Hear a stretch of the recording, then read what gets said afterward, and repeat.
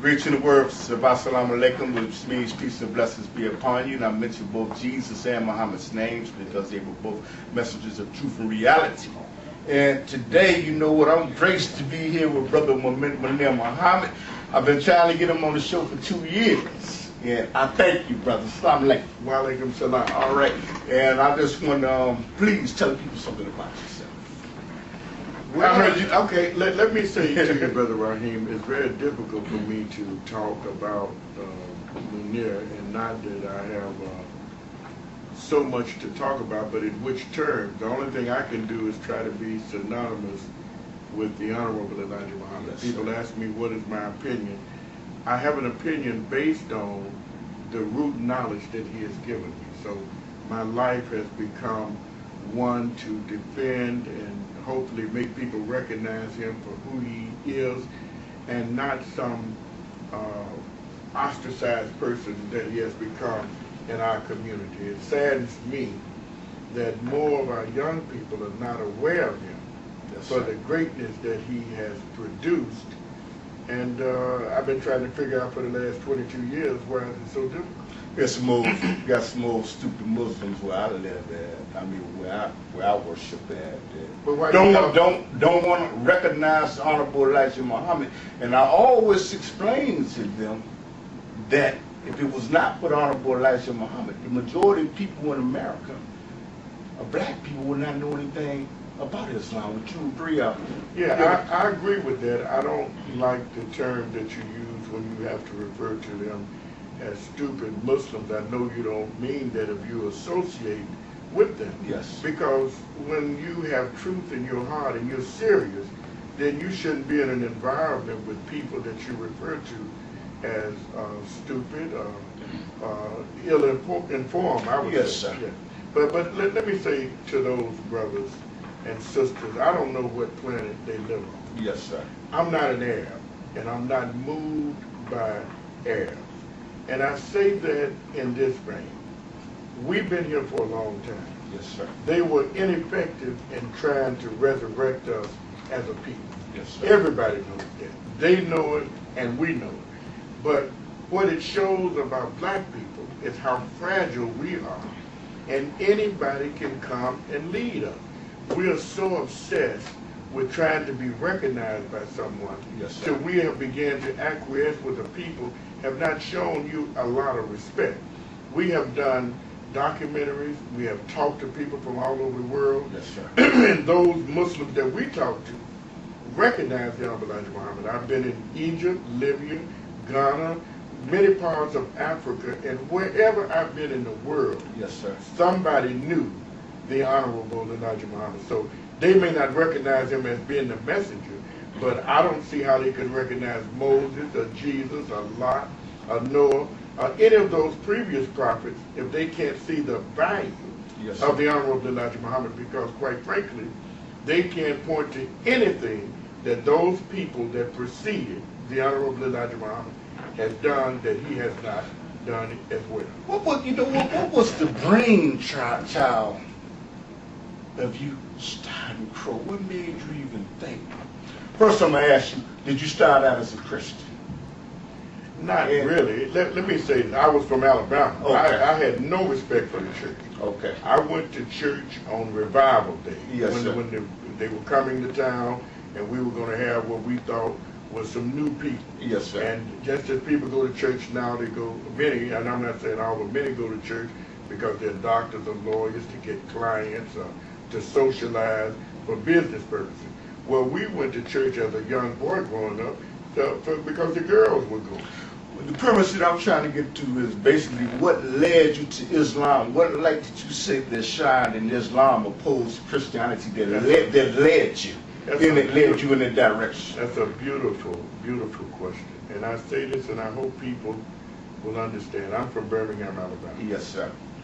And quite frankly, when I thought about our history as a people, it was like day and night. It was the confusion. I was not clear on where I came from. I was not clear on where I was going. It was always an interference because I wanted to emulate Caucasian people, whether it was Whitey Ford, whether it was Bob Cousy, whether it was Johnny Unitas, in the sports world. Now, entertainers, now of course I like the black artists. Yes, sir. But if it was anything of any endeavor of success on a large scale, it had to do with Caucasian people because these were the role models that we saw. I was not clear on myself because I didn't have root knowledge. And if most of our people would be honest, they would tell you the same. So the majority of our people today that are living in America are stigmatized of imitating, like the slave did. He imitated his slave master because he wanted to be loved and accepted by his slave master. Well, that may be an analogy of it, but it's sort of like having a black body with a white head. I put it in those terms, and I would say when I heard the teachings of the Honorable Elija Muhammed, I was overwhelmed. Yes, sir. By the example of what he said. He gave me a parable in the way of taking a photograph. He said if he took a photograph of all of the people in the room and you were in the photograph, yes, sir, who would you look for first? And it was natural that you would look for yourself. So he wanted to know how could you interest a people in looking for themselves first in a photograph, but they were not interested in an education that eliminated them. So when I read about the Greek philosophers, Socrates and all these guys, where are our great men? Nobody could tell me about ours. So I didn't want to be a black body with a white head. I wanted to know myself, but it was always confusion. And even my teachers who could not satisfy my soul because they had to utilize a double standard. When the Caucasian was coming to town, coming to our schools, yes, we had to do extra things to appease them, and it was not real. So that's. You just brought up some interesting. You said a black body with a white head, and you know what? President Barack Obama came to my head. And but I don't even think he has a black body, to be very honest with you.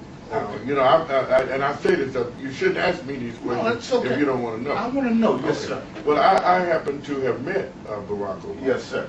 And in my opinion, he has demonstrated and done all he could to separate himself from that so-called first black president kind of thing.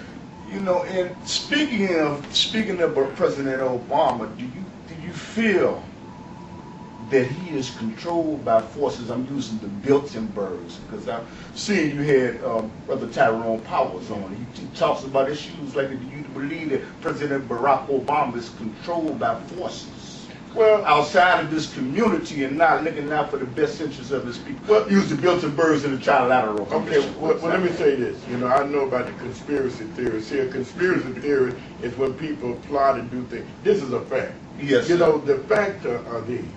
Nobody has to conspire against you and me. We're essentially nothing in the eyes of the world.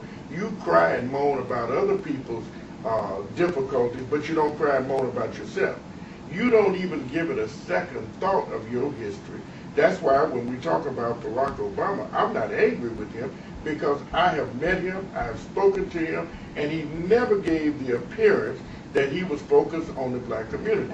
Now, there are some people who say, well, he was an organizer in the black community. I've been out to Argyle Gardens. I couldn't chase that history, even though I interviewed people out there. Yes. And I don't know if you remember when Johnny Cochran and Jim Montgomery was scheduled to take a case about the drinking water out there. Yes. I don't recall seeing Barack Obama anywhere on the scene at that time. But look, that's not to say he didn't have some type of involvement. But let me put it to you very succinctly. Yes, sir.